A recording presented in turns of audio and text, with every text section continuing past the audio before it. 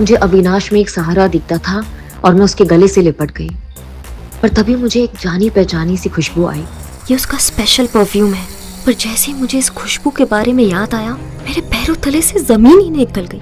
ये खुशबू बिल्कुल वैसी ही थी जैसे 6 साल पहले मुझे बेहोश करके मेरे साथ रात गुजारने वाले आदमी के परफ्यूम की थी। नव्या, क्या तुम मुझसे शादी करोगी अभी इसी वक्त? नव्या इससे पहले कि अविनाश के सवाल का जवाब देती, उसकी आंख खुली और उसने अपने आप को हॉस्पिटल में पाया। ये सब शायद दवाइयों का असर था जो उसे अजीब अजीब से सपने आ रहे थे। नव्या को समझ नहीं आ रहा था कि उसके साथ बीते दिनों क्या हुआ था। उसे कुछ अच्छे से याद नहीं आ रहा था। वो झट से उठकर बैठ गई और आवाज लगाई, आरव। पर उसने देखा कि उसके पास आरव नहीं था। उसके सामने शेखर मौजूद था जो उसके होश में आने का इंतजार कर रहा था। आरव कहाँ है? नव्या ने सबसे पहला सवाल किया। होश आ गया तुम्हें? कैसा फील हो रहा है अब? शेखर ने दबी हुई आवाज में पूछा। ये सुनकर नव्या को इरिटेशन हो रही थी। मैं जानती हूँ कि आपको मेरी लाइफ, मेरी हेल्थ और मेरे बेटे से कोई मतलब नहीं है, इसलिए ये दिखावा बंद करिए और बताइए कि मेरा बेटा आरव कहाँ है। ये सुनकर शेखर के चेहरे पर गुस्से की बजाय हंसी थी। मैं सच में तुम्हारी तबीयत के बारे में पूछ रहा हूँ। मुझे मेरे सवाल का जवाब चाहिए। मेरा बेटा कहाँ है? नव्या कमजोर कदमों से बाहर की तरफ जाने लगी, लेकिन आरव कहीं दिखाई नहीं दे रहा था। नव्या तुरंत शेखर के पास आई और उसे घूरते हुए पूछा, मेरा बेटा कहाँ है? क्या किया है आप लोगों ने उसके साथ? ये सुनकर शेखर और जोर से हंसने लगा। क्या किया है? अरे वो हमारा ग्रैंडसन है, हम उसके साथ क्या करेंगे? अभी तो कनिका उसे बाहर लंच के लिए ले गई है, आ जाएगा वापस। ये सुनकर नव्या का मन घबरा रहा था। वो जानती थी कि उसका परिवार उसके और आरव के बारे में कभी अच्छा नहीं सोच सकता है। कल तक तो आपको ग्रैंडसन शब्द सुनने में भी दिक्कत हो रही थी और आज आरव आपका ग्रैंडसन हो गया। आप लोग क्या करना चाह रहे हैं? आरव कहाँ है? उसे अभी के अभी वापस बुलाइए। नव्या ने इस बार चिल्लाते हुए कहा। अरे शांत हो जाओ, आरव को मैं अभी के अभी वापस बुला लूंगा, लेकिन मेरी बस एक शर्त है। ये सुनकर नव्या अंदर तक हिल गई थी। उसने कभी भी नहीं सोचा था कि उसका अपना परिवार उसके बेटे का सौदा करेगा। अविनाश आहूजा, उससे मेरी मीटिंग करवानी है। एक बार वो हमारा बिजनेस पार्टनर बन जाए, उसके बाद मैं आरव को तुम्हारे पास भेज दूंगा। ये सुनकर नव्या बेड पर बैठ गई थी। आप ये क्या कह रहे हैं पापा? हाँ, मतलब सिर्फ पार्टनरशिप की ही बात है। एक बार वो हो जाए फिर आरव तुम्हारे पास।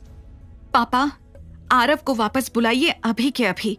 मुझे आपकी कोई शर्त मंजूर नहीं है, ना ही मैं आपकी कोई बात मानने वाली हूँ। मुझे सिर्फ और सिर्फ अपना बेटा चाहिए। नव्या ने गुस्से में शेखर को घूरते हुए कहा।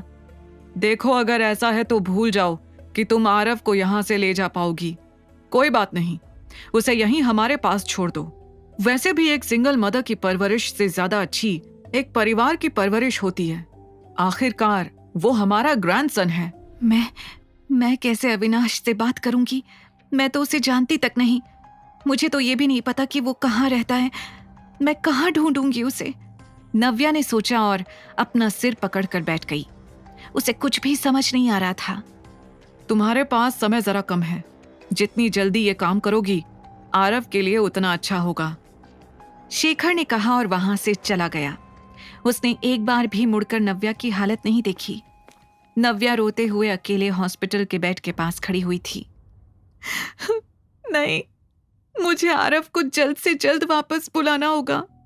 मैं उसे कनिका के साथ थोड़ी देर भी नहीं छोड़ सकती। वो आरव को बिल्कुल भी पसंद नहीं करती है। पता नहीं वो उसके साथ क्या। मैं कोई रिस्क नहीं ले सकती।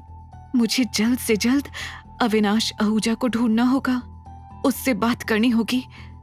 नव्या ने हड़बड़ाते हुए अपने आंसू पोंछे और अपने अंदर हिम्मत जुटाई। उसने तेजी से अपना फोन उठाया और तुरंत अविनाश के बारे में सर्च करना शुरू कर दिया। पूरे रास्ते आरव की चिंता करते हुए वो जैसे तैसे ऑटो से अविनाश के ऑफिस के बाहर पहुंची। उतरते ही उसने देखा कि उसके सामने एक चमचमाती कांच की बिल्डिंग है।